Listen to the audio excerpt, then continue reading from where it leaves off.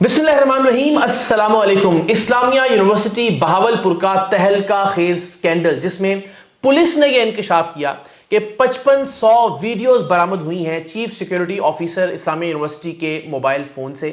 और ज़ाहिर है इस इंकशाफ ने एक तूफ़ान बर्पा कर दिया पाकिस्तान के मुआशरे में, जिसके बाद हमने तहकीक की और आप तक ये बात पहुँचाई कि किस तरह से चीफ सिक्योरिटी ऑफिसर के मोबाइल फ़ोन तक मामला पहुँचा। और इस सारे मामले में तारिक बशीर चीमा साहब, जो कि उस वक्त विफाकी वजीर थे, उनके साहिबजादे वली दाल चीमा का क्या किरदार है, इस हवाले से मुख्तलिफ सीरीज ऑफ वीलॉग्स हमने आपकी खिदमत में पेश की। जिसके बाद तारिक बशीर चीमा साहब हमसे शायद नाराज़ हो गए, उन्होंने धमकियां दी भी, धमकियां दिलवाई भी, हमें फ़ोन कॉल्स भी मौसूल हुई, उस पर भी हम वीलॉग कर चुके। और अब फाइनली उन्होंने एक मुकदमा दायर कर दिया है हतके इज्जत का। लेकिन बदनीयती यह है इस मुकदमे में कि वो मुकदमा उन्होंने बहावलपुर में, जो कि उनका इलाका तस्वुर किया जाता है, जहां उनके बदमाश हैं, जहां उनके गुंडे हैं, जहां एक उनकी जराइम की तारीख है, उन पर बेशुमार इल्ज़ामात हैं लोगों को मरवाने के, वहां पे ज़मीनों पर कब्जे करने के। और हमने रिसेंटली एक और तहलका खेज इंकशाफ किया कि 1981 में जो तैयारा पाकिस्तान इंटरनेशनल एयरलाइंस का हाईजैक हुआ था, उसके नतीजे में जिन अफराद को रिहा करवाया गया था उनमें तारिक बशीर चीमा भी शामिल थे, और बाद में वो 8 साल अफगानिस्तान भी रूपोश रहे। तो ये अगले व्लॉग्स में भी इस पर हम ज़रा तफसील से रोशनी डालेंगे। लेकिन मेरे बहुत प्यारे भाई, मेरे बड़े अच्छे दोस्त बैरिस्टर अरहम तारिक हमारे साथ मौजूद हैं, यंग हैं, बड़े एनर्जेटिक हैं, और इसीलिए मैंने इनसे रिक्वेस्ट की कि हमें ज़रा नौजवानों की ज़रूरत है, तो इस मामले में हमें कानूनी मुआवनत ज़रा फराहम करें। तो आज मैंने कहा ज़रा बैठते हैं, इनके साथ गप लगाते हैं कि आम तौर पर एक आदमी जो इतना इन्फ्लुएंशियल है, यानी उस इलाके से वो 2 बार मेयर भी मुंतखब हुआ, MNA भी कई बार मुंतखब हुआ, MPA भी मुंतखब हुआ, सूबाई वजीर भी रहा, विफाकी वजीर भी रहा, उसके अलावा उसने हर तरह से वहाँ अपनी पावर को एंजॉय किया। और वहाँ के लोग बताते हैं कि वो किस कदर बदमाशी से वहाँ सियासत करते हैं, ठीक है, और वो झलकती भी है। उन्होंने बेशुमार तलख कलामियाँ की हैं, सहाफ़ियों पर बड़ी बार वो झपटे हैं।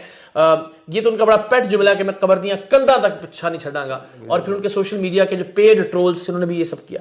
तो इसके पीछे एक वकील होने की हैसियत से हमें कोई एतराज़ नहीं है, गैर हम जाएंगे, फेस करेंगे अगर जहाँ भी कानून कहता है और तकाजा है उसका। लेकिन ये बदनीयती अयां करना बहुत ज़रूरी है, ताकि खुदा न खास्ता कोई ऐसी सूरत हाल होती है तो उसमें लोगों को ये बात रिकॉर्ड पर उनके सामने हो कि कौन मुलविस हो। तो बहावलपुर में मुकदमे का इंदराज कानूनी और अखलाकी तौर पर ज़रा बताइए कि इसके पीछे क्या हो सकता है, या ठीक है ये? बहुत शुक्रिया गिरार साहब। देखें, इसमें जब हमें पता लगा कि ये केस आया और इस तरह मामला हुआ, 2 चीज़ें मुझे बहुत एक शॉकिंग थी, मेरे लिए एक सरप्राइज था। पहला तो ये कि डेफेमेशन एक ऐसी चीज़ है जिसकी जुरिस्डिक्शन पूरा पाकिस्तान है, ठीक है। ये केस कहीं भी किया जा सकता था, ये केस इस्लामाबाद, कराची, लाहौर कहीं भी किया जा सकता था, मगर ये किया गया भावलपुर। एक तो ये हो गया, उसके पीछे फिर एक फौरी इंसान को एक बैकग्राउंड जाता है, जिस शख्स ने किया है, जो वो शख्स है तारिक बशीर चीमा का ऐसा बैकग्राउंड है कि वो समझ में आ गया कि ये किसी किस्म का कोई नुकसान पहुंचाने के लिए आपको उस इलाके में बुलाने के लिए किया जा रहा है। एक तो ये बात। दूसरी बात ये एक तो होता है ना आमतौर पे इलाके में जाना, एक ये कि पता है कि किस दिन की तारीख है, कितने बजे आना है, वो सारा हर चीज रिकॉर्ड पे है। आपकी रैकी तो पहले लगी हुई है हाँ। उसमें, ठीक है, आपको उसको पता है एग्जैक्टली कि कब आना है। तो एक तो ये चीज।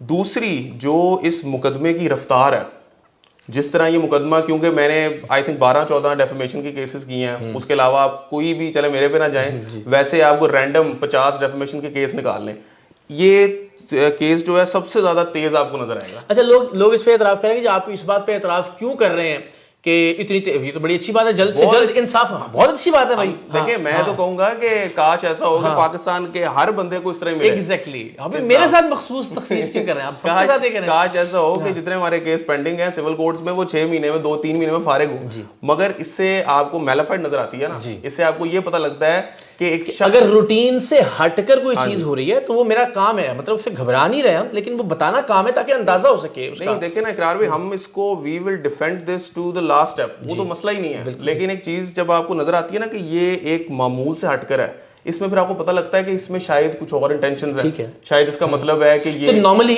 इतनी जल्दी तारीखें नहीं दी जाती, बिल्कुल नहीं दी जाती, इतनी जल्दी नहीं दी जाती तारीखें। और इसके अलावा जिस तरह ये किया गया, फिर जो इन्होंने अंदर दावे किए हैं, जो इस तरह की बातें, अब जिस तरह इन्होंने आपसे 1 करोड़ रुपया मांगा। अच्छा, अब उनकी सो कॉल्ड इज्जत पे हर्फ आया। अब इन्होंने अपनी जो है सारी सियासी हिस्ट्री बताई, इसमें उन्होंने कहा कि जी मैं क्योंकि 50 साल से मेरा खानदान सियासत में है, तो मेरी सियासत खराब हुई है, तो मुझे आप जो है इसके लिए 1 करोड़ रुपया दे दें।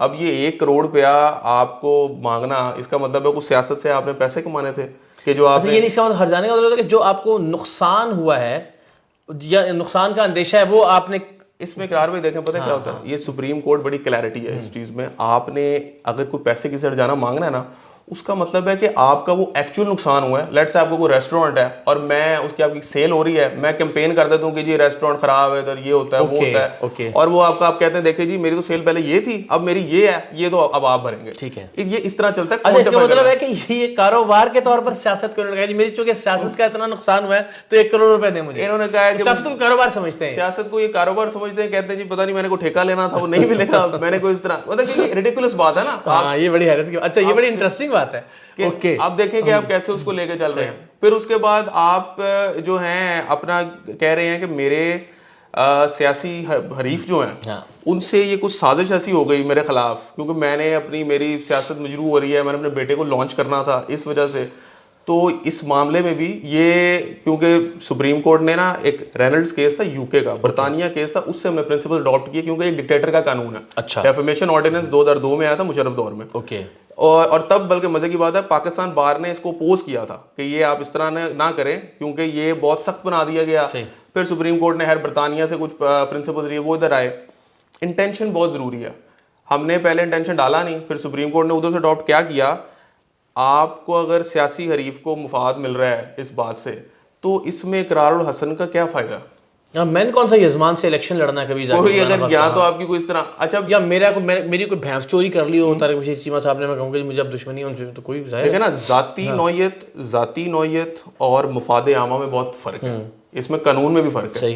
कि आपने जो बात की, आपने ये तो ना बात की कि तारिक बशीर चीमा एक फ्रॉडी है, उसने मेरे पैसे खा लिए हैं आपके और डेफेमेशन हो गई। आपने तो बात की पब्लिक इंटरेस्ट में, उसका तकाजा और पब्लिक इंटरेस्ट भी बेटियों की इज्जतों का मामला है। मैं तो हैरान हूं कि इस पर किस तरह से मट्टी फेर दी गई है। यानी 5500 वीडियोस की बात की, और चले हमने नहीं की, हमारी कोई बदनीयती होती कि हमने इनिशिएट किया, भाई पुलिस रिपोर्ट लेके आई थी इनिशियली, आपका एक स्टेट ऑर्गन है, उसने कहा कि 5500 वीडियोस जो है वो बरामद हुई है चीफ सिक्योरिटी, हमने तो फिर उसको मजीद डिग किया, मैं मजीद उसकी जो है ना इन्वेस्टिगेशन करके हमने चीजें निकाली, और वो 5500 बच्चियों की इज्जत आपने ये एक जुमले में खत्म करवा दी अपने एक टाउट्स से ये बीपर दिलवा के कि जी वो सारा मामला ही बेबुनियाद था। ये देखें, असल में एक बड़े अफसोस की बात है कि तारिक बशीर चीमा वो क्विंटेसेंशियल एग्जांपल है कि हमारा जो निज़ाम है, कुछ लोग ऐसे हैं जो उस पर काबिज हैं, जो उसको इस्तेमाल करना जानते हैं, वो अपनी ताकत और अपना पैसा इसी तरीके से उन्होंने एक्रू किया हुआ है और फिर उसको इस्तेमाल भी करते हैं। अच्छा, बदकिस्मती है, बल्कि मैं अपने नाज़रीन से भी शेयर करना चाहूँगा, मैं खुदा को हाज़िर नाज़िर जान के जितने जिस्म फरोशी के अड्डों पर, शराब के अड्डों पर,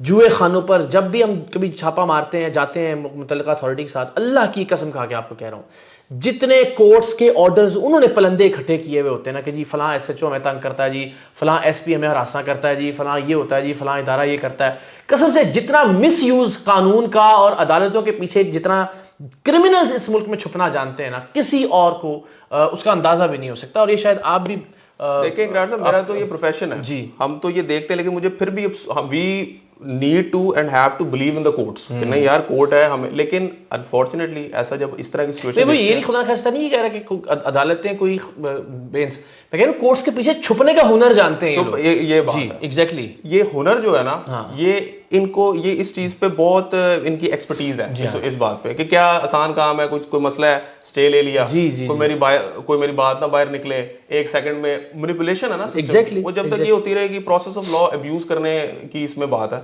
अब बार बार तो इसमें खुदा न खाफ्ता मैं वजाहत करता हूँ, जाती मैंने अभी भी कोई जाती दुश्मनी नहीं है।